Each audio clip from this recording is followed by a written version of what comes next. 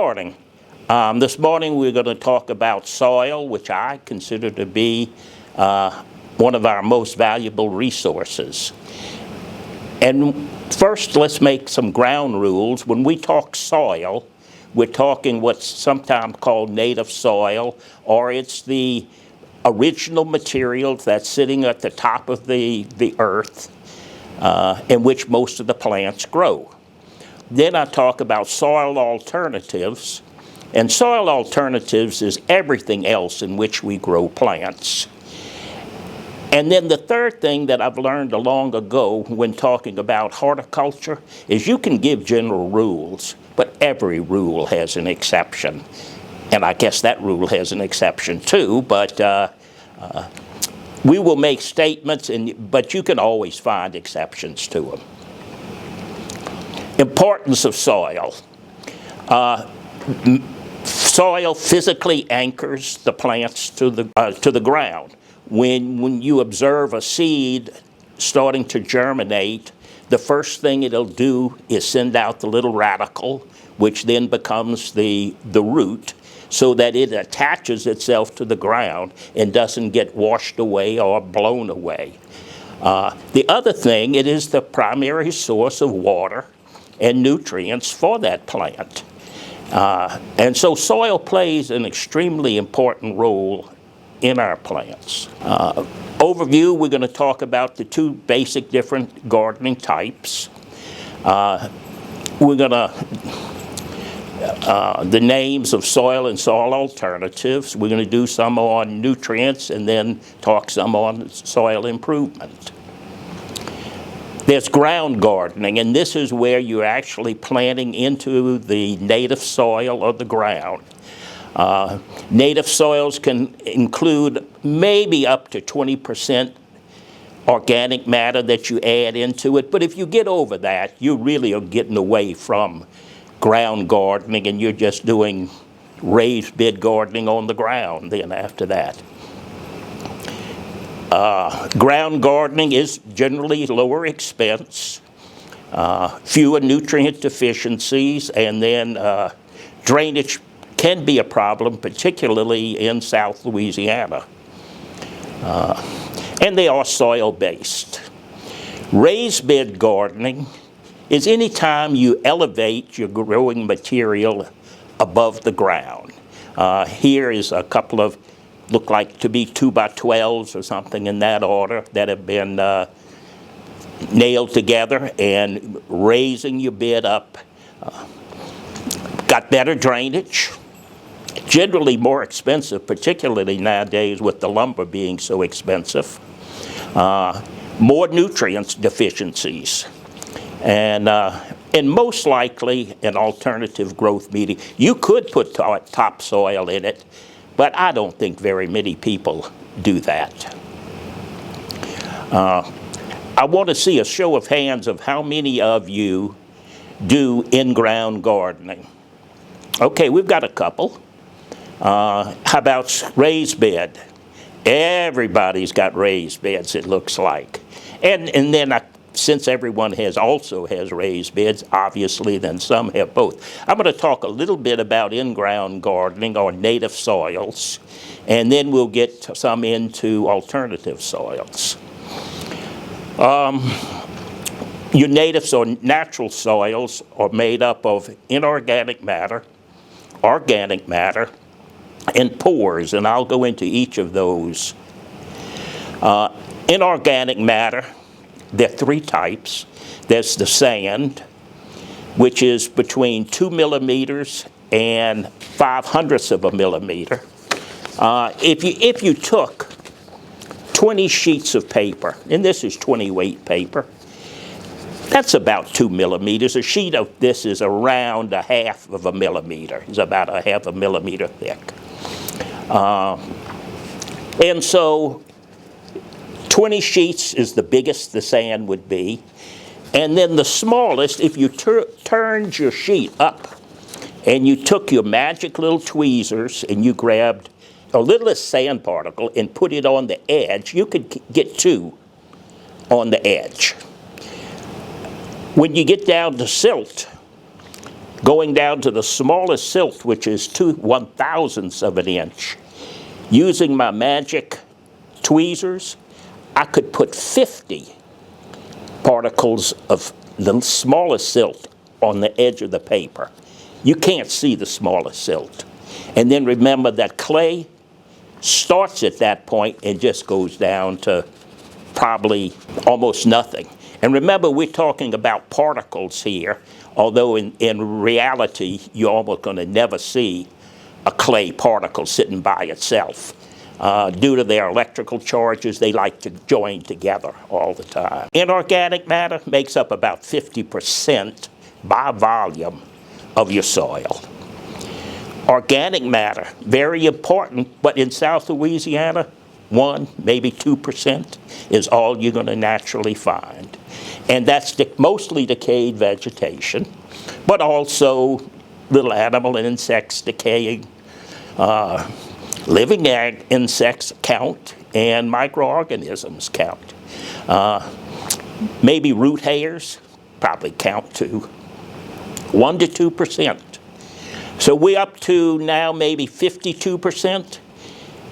And the rest of it is pores, which are fragile voids that are filled with air and water, making up 48, 49%. When you get a lot of rain, it's more water in the pores. When you haven't had rain, the water drains out and you've got air, which is very critical to the health of the plant. The importance of pores comes in with the compaction. You're going to hear, oh, we don't want to compact soil. Well, the reason we don't want to compact soil is because what you lose is the pores. The sand, you don't compress the sand. You could compress the organics, but there's not enough there to really care about. But it's the pores that get compressed to where you almost have none, and therefore there's no room for water and air in the soil. Pores, very important. And once you compress it, it will recover, but it may be 10, 15 years before it'll actually recover. Had a crane come across the lawn over at our place in Folsom to remove a tree off a house, and those tire tracks are still there after, I don't know, what's Katrina, 15 years ago, something like that. You can still see them. They'll go away, but not anytime soon. Physical properties of soil. Physical properties of those things that you can see with your nose, your eyes, you can feel, your physical things. Texture is probably the most important one of those. And this is the relative amounts of the sand, of the silt, and of the clay that you have in your soil. You'll hear the term loam used. And loam is not something different. It's just a soil that has relatively equal and relatively is a very generous relativity, equal amounts of all three materials. If you will look at this chart, you can see the loam area is pretty big. So it shows you how generous that term is. Clay area is big. The other areas are pretty small. And this is where you're measuring percent sand, percent clay, and percent silt is what this soil texture triangle. Silt is good, loam is good. Other physical properties are color, not important. It's what you can see and notice first about soil. But you can have good black soils and you can have bad black soils. It doesn't really matter. Structure talks about how much the soil aggregates or joins together. From your times at the beach, you know, you can build stuff with sand, but they're very unstable and they fall apart quite quickly. So sand really has little or no structure. Clay has great structure. They love to stick together and join together. In fact, that's how you find all this clay, just about. And then silt is in between. Drainage, very important. And when we talk drainage, we're talking about what's really called percolating through the soil, not running off the soil because of a slope. And then depth of the soil, topsoil. South Louisiana has generally fairly shallow topsoil. You can go up into the Midwest where it's measured in feet on how deep the topsoil is. Recapping on native soils or soil, you'd really like a loamy soil, but unless you're the LSU athletic department and you're willing to spend millions of dollars, what you have is what you're going to get. You're really not going to change what you have very much. Alternative soils is everything else. Generally, when we talk about alternative soils, this is what we're using for small space gardening. Primarily aged, hopefully aged organic matter. Ground up trees.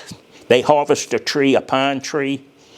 They take the trunk and make wood of various types out, but the bark, the branches, the needles, they run through shredders or chippers and let it age for a while, and this is your organic material. And they'll do the same thing with hardwood, but in South Louisiana, the prevalent tree we have harvested is the pine, and so that's what you see mostly. Thing to remember on this alternative soils is there are no standards or regulations. They can sell you anything they want, and buyer beware. So try to get something what you consider to be a premium. It's loose texture and good drainage. Try to get a sample before you buy and see how it, or before you buy in bulk, to see if you really like this stuff. There is an organization called the Mulch and Soil Council. They certify mulches. Nutrients. Plants need 17 elements. For a long time it was 16, and then someone decided, or people have arguing that it's 17. And so obviously number 17 must not be super important, because it wasn't important for many years. Carbon, hydrogen, and oxygen are the big three in terms of what's in the plant. They make up 94% of the dry weight of material, of plant material. And those three come from the air and the water. The other 14 come from the soil. They're what we consider to be primary or macro elements. That's your nitrogen, your phosphorus, and the potassium. They're the secondary elements, the calcium, magnesium, and sulfur, and then the micronutrients. And you can see at the very end there's the nickel, and that's the 17th one, where some people think it is essential and others aren't so sure. Soil test. Provide results in relativity, and it's the relativity where you really need to focus, not the quantification of how many ppm are in the soil. And we get the sample, and you get all your primary and secondary elements tested, except nitrogen. If nitrogen is so important and it's a primary element, why don't we test for it? Okay, it isn't tested for because it's transient. It's here today and gone tomorrow. So we must always need to be adding nitrogen. So it's just not tested because it doesn't hang around long enough to do you any good testing it. And it's performed by the LSU AgCenter, the soil test star. You can pick up soil test kits at various locations. The extension offices at the Old Women's Hospital on the Airline Highway. The AgCenter Botanic Gardens at Burden has them.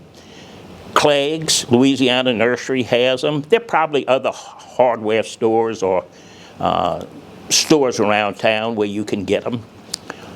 There is a flat rate postal service box where you can put your samples in the box and then mail them in. Or you can bring them to your county agents or to drop off at the Jefferson and Sturgis halls on the LSU campus, and they'll bring them over and get them sampled. When you're sampling or you get your results back, I mentioned the relativity.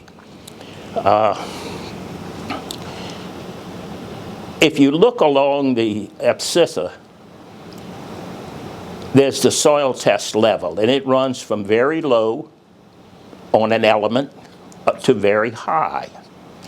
And on the ordinate is the relative yield.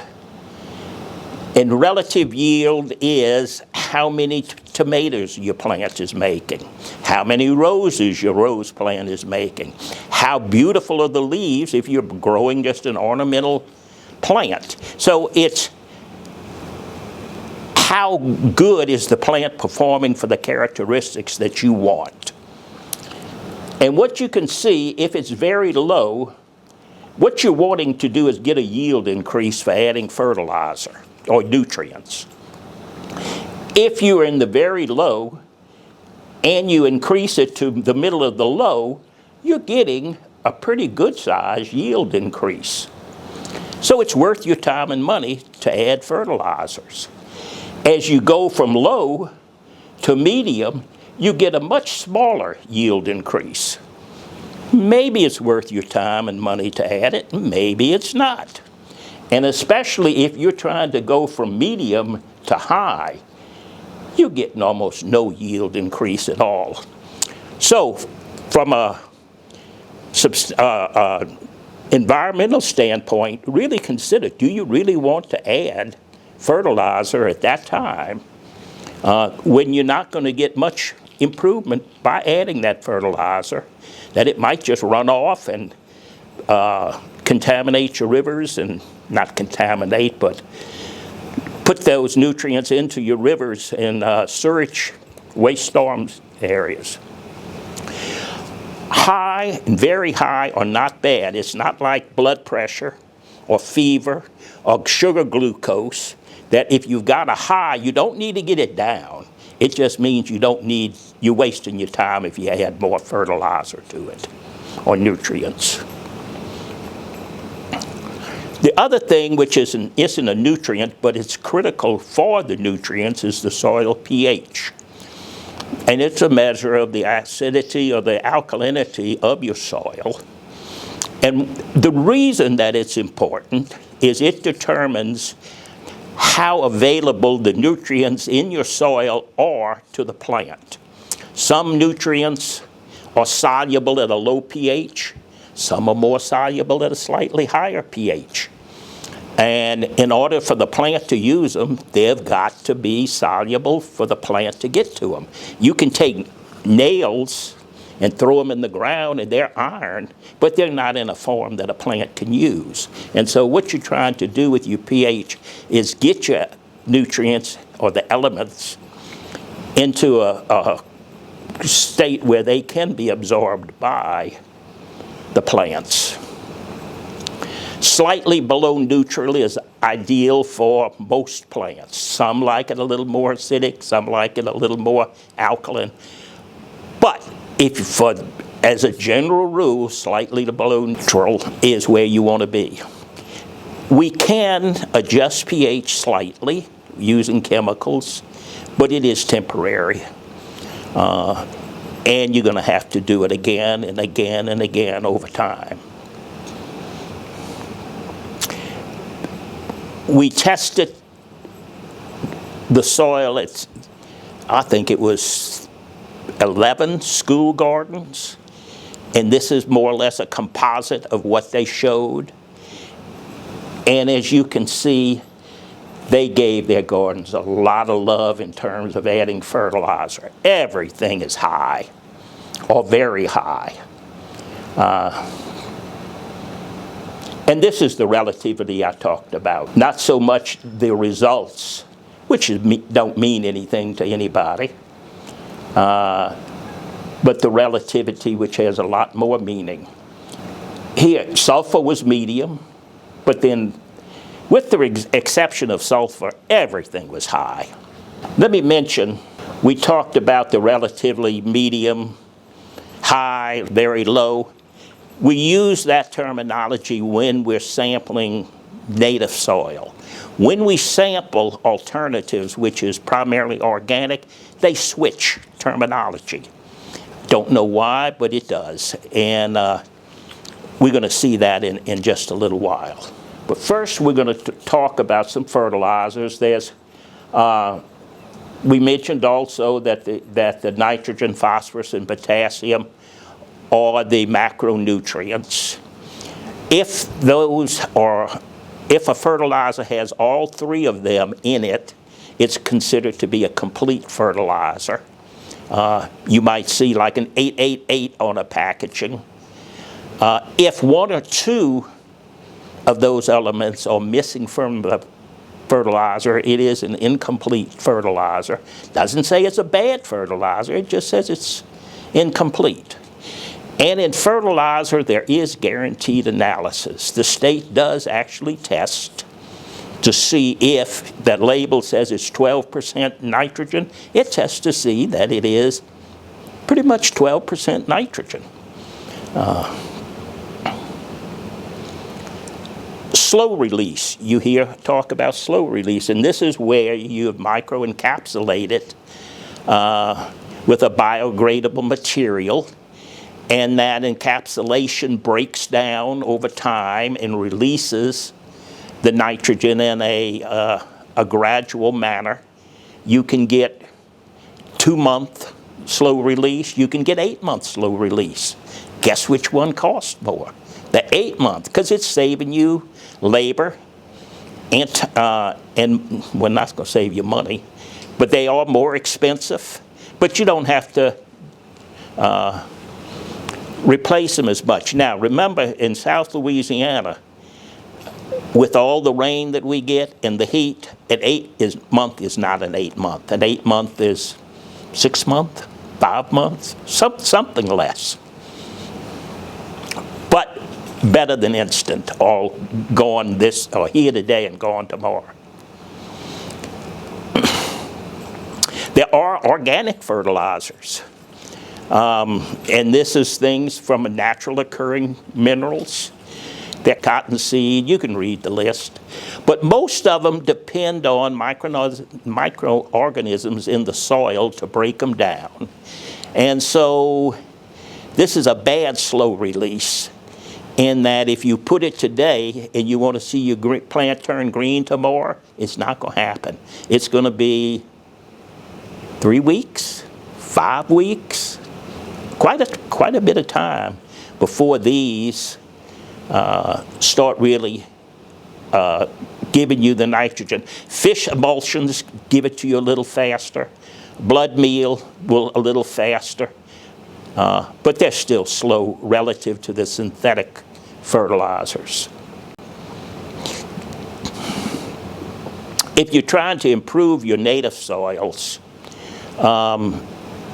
you can add organic matter. And if you have a sandy soil, adding organic matter will improve the water retention.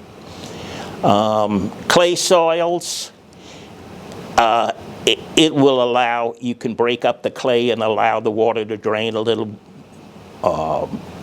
quicker. Makes the clay easier to work, or the soil. The microbial populations love it. But be judicious with sand if you're trying to add sand to clay soil. If you add a little bit, you can actually make your soil worse.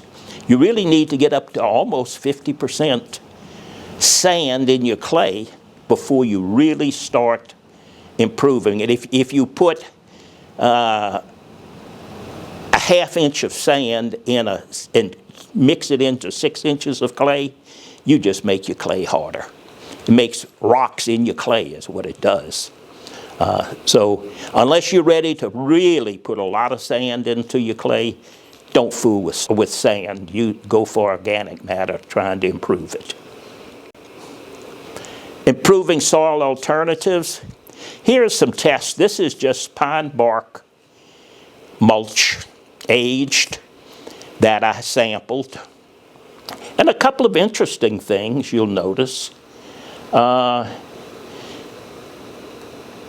of your secondary elements, magnesium, was acceptable in just the regular bark. Phosphorus and potassium were optimum. Let me break here. On the relatively, notice that we've got some new terms, optimum and acceptable. We don't really have the very high anymore. And they actually are testing for nitrates in the bark. Nitrates were low. pH was 5, which is very low for most plants. Then what I did is I had some soil amended. We put in about 10% by volume of sand, put in fine limestone, and I emphasize the fine because the finer the limestone, the sooner it goes to work to bring your pH up. If you put in big aggregates, it's there, you're wasting your time totally. Micronutrients. We added micronutrients to it just to make sure it was covered. Epsom salt. This is what you soak your feet in when they're hurting. Well, it's really magnesium sulfate, and the magnesium is what we're trying to get out of it.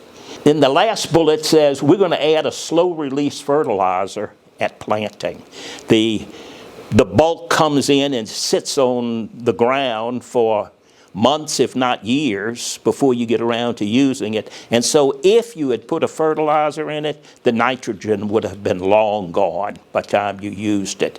So all these other things, they hang around. Following having added all those amendments I talked to you about, we tested the bark.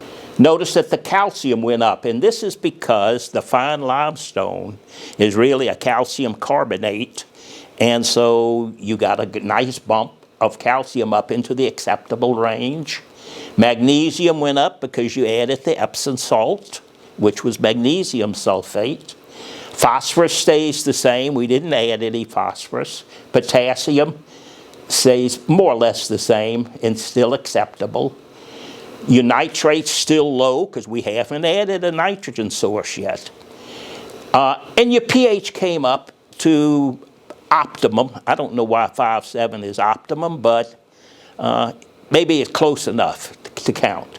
And so what we've got now is we've got a pine bark mulch where we can put it into our beds, we can put it into our pots, and then just take a complete fertilizer, or one, particularly one with the nitrogen, and do what's called top dressing, is where you just put the fertilizer on top of the soil. You don't really have to blend it into the soil or the growth medium. And just for your edification, this is potting mix. We sample that too. Because when we are propagating, we do a lot of our rooting in just with potting mix, straight out of the bag. And you can see that the potting mix, this is 90% peat moss, 10% perlite, a little bit of what's called a surfactant to make it accept water more easily, and a little bit of a limestone, but I don't know. It's a very small amount. Notice that everything is acceptable or optimum except the nitrogen in the potting mix. So that's great. Or starting seeds. You really don't want a lot of nitrogen in when you're starting germinating seeds, but it's great to get stuff started.